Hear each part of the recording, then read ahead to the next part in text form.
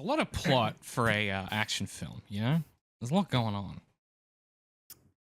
Yes, I suppose there is. One thing stands out to me. Is Eli blind?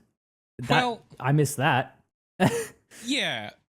So, JM, you want to check because I'm very confident he is. There's a shot toward the end where it like zooms in on his eyes and they're like kind of foggy. And we know that the Flash, which is the end of the world event, blinded a bunch of people because Eli asks the woman that Carnegie has, his partner slash captive, if she was blind because of the Flash, and she's like, "No, I was born this way," implying that Eli was made blind because of the Flash potentially. Is that right? Answering that second part of the question, I think that he would have been blind prior to it because the only two people who know how to read Braille were him and the woman who was also old enough to have learned Braille before the world ended. So my assumption is that it was not the Flash, that he was either born or blinded way before early enough to have learned Braille, um, because unless it was a divine gift of knowledge, he would have no way of learning Braille after being blinded. Uh, End of statement. Um, as to whether or not he actually is, that is one of my like biggest hurdles with being taken out of the show, because I firmly believe that the directors and the writers intended for him to be blind, but they tried to film it so that it would be so much of a twist that he ends up just acting like he can see. And it does not work in my opinion. So I think that in order for the movie to make sense to me, he has to be a limited sight person, because you'd see him doing stuff where you know he can't fully see, but also he can see some stuff. Um, like the way that he snatches guns out of people's hands, you gotta be able to see a foot in front of you to know exactly what elevation the gun is at to be able to grab it. Stuff like that. Um, so either he has like full echolocation, like Daredevil, he's got full, whatever magic powers granted from the divine, or he could partially see. And I'm going with partially see because the way that he acts, a lot of the stuff, he looks like he's looking at things. Yeah, I was thinking of the comparison of the way that Denzel is here and the way that Charlie Cox is as Matt Murdock, and the night and day adjustments that Charlie Cox makes constantly to portray that character. Um, this feels far closer to. I've written in my notes. No one told Denzel he was blind. What the fuck? Yeah. Like, it really Yeah. doesn't. It reminds me. This whole film is you know that scene in season 3 where Matt breaks into the hotel and he pretends to be a guy who can see, and he's doing his That's best such a good scene. cosplay of being a guy who knows how to see. That feels to me Denzel this whole film, where it's like he kind of seems to know that he's blind, but he seems unable to convincingly balance. Yeah, to your point, JM, like the reveal and the consistency of the film. And there are just multiple times where Denzel just looks at someone. Yeah. Well, I've seen this film twice, and that's the first time I've ever considered that he's blind. Yeah, That's it's just no. interesting. He completely no sells this the whole time, right up until the end. Which maybe, if we're being generous, and I don't want to be generous because it's just a fun junk food film, but like, if we're being generous, Eli, if we assume his name is Eli because it's on his backpack, and for clarity's sake, we will. If you consider the world he's in, it would make logical sense for Eli to no sell everyone on the fact that he can see. Because the second they think he's blind, they might see him as much easier to victimize, much easier to attack.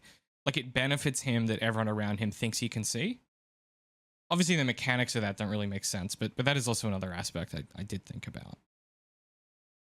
Now, as a mild defense, one of my friends, his younger sister is functionally blind. Like all she could see is kind of like a haze of light, and like if someone walks in front, like maybe a shadow, but that's kind of it.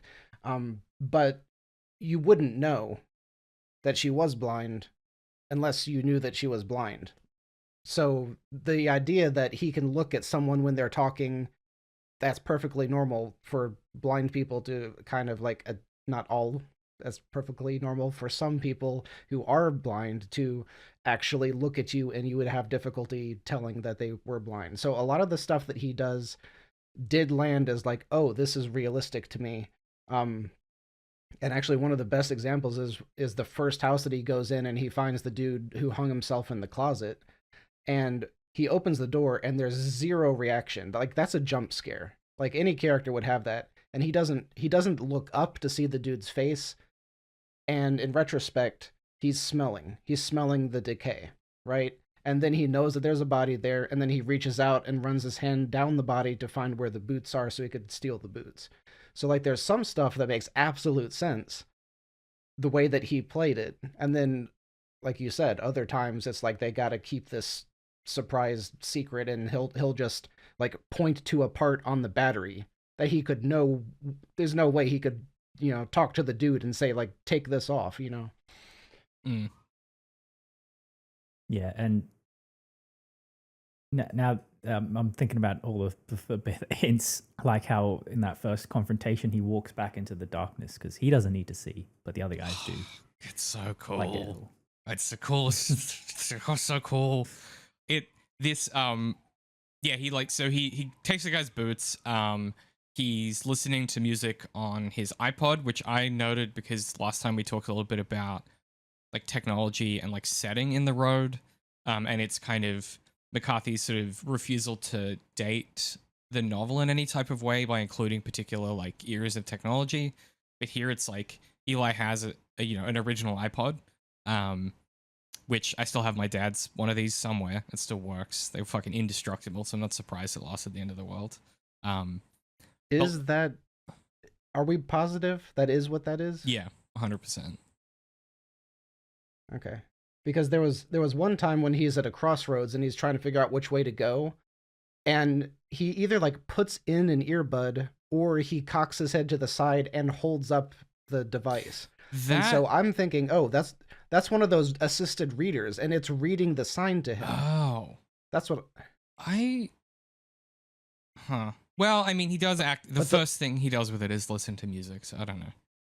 I kind of assumed. Yeah, but those first versions of iPods didn't have cameras, so that unless it's a different type of device. I don't think that's what he was doing. That's one. With it, though. Doesn't the shopkeeper say exactly what type of device it is when he hands it to him? No, he's talking about the battery. The battery. Oh, never mind. Yeah. So we can talk about the scene where he pulls it out and uses it. I didn't think that's what he was doing. I couldn't figure out what he was doing, but that scene made no sense to me, to be fair.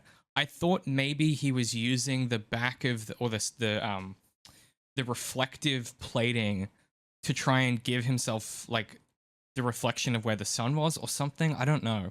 In order to orient himself so he could keep going west. I really don't know. It's a very odd scene. He's just following the vibes, man. He's just That's vibing. what he's doing. He's just vibing. But yeah, I thought it was interesting that he has the iPod. He uses the little KFC wet wipes to do a little shower, which I thought was fun. Man, the product placement is crazy in this film, isn't it?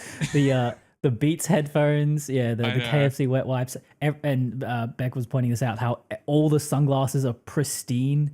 Like, everyone's wearing sunglasses and they all look like, super brand cool. New. Yeah. There's Gary Oldman is wearing the dopest pair of Ray-Bans. I had that same thought. Yes, the lenses should have been scratched up. But what's Mila's character's name? Whatever her name is. She's got like a tape or something on one of the sides that's holding the band together because the arm had broken off at some point. So they made a little bit of effort to make them look not brand new, although the lenses should have been, they looked brand new. It was kind of like I wonder if it was like a paid advertisement type thing. I think it must have been. I don't think this film gets made without crazy amounts of paid product placement, which is ironic given the film's kind of deployment of religion. But you know, it's always fun. I did think to be F and to be B that